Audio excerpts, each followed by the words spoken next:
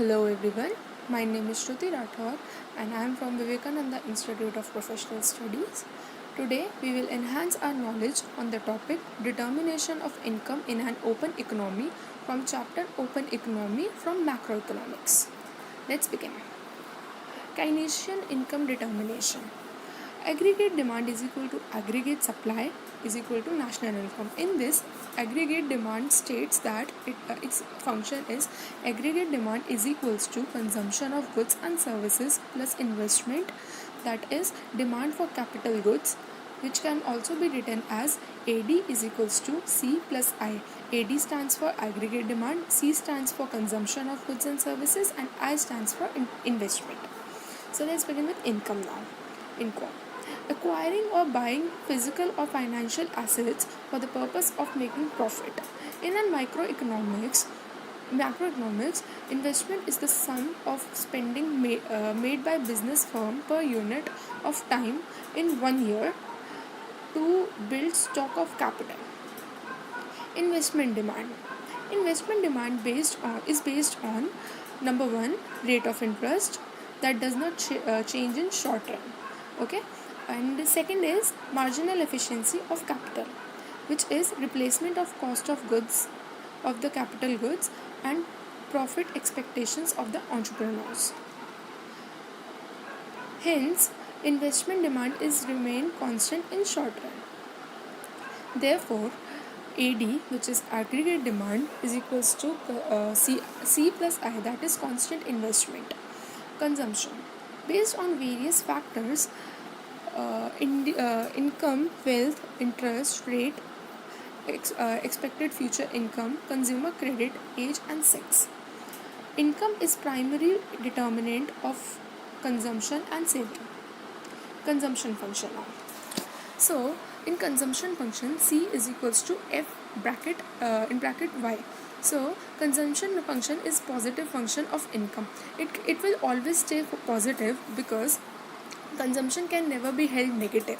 Whenever you will consume something, it can never be held in negative. It will always come in positive. So consumption function will always stay positive, no matter what. No matter you are you are not even consuming anything, you are not even buying anything, but still it will stay positive. So consumption increases with increase in income. As per Keynes, relationship between income and consumption is based on psychological law. With increase of income, consumption does not increase in the proportion of increment of income. Linear consumption function applicable to economy as a whole or at aggregate level. C is equals to A plus B y. Y stands for total disposable income. A stands for intercept is positive constant, denotes the level of consumption at zero level, denotes the level of consumption at zero level of income on the basis of past saving, called autonomous consumption.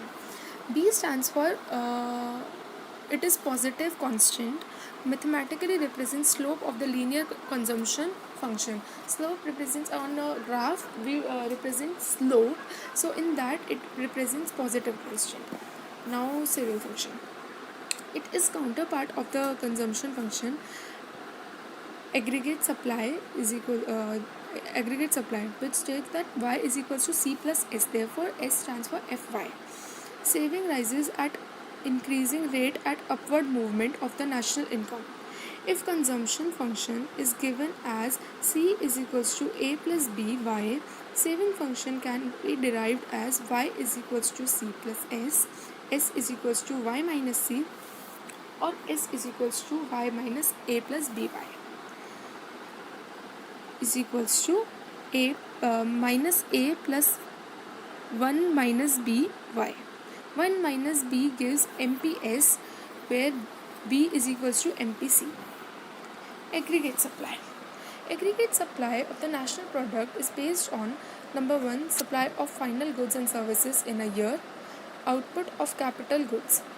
Aggregate supply of money value of national product of goods and services is distributed among the various factors of production. Therefore, it is national income also. Thank you everyone. And if you have any queries regarding this PPT or this concept, you can log on to www.intellify.in. Thank you so much.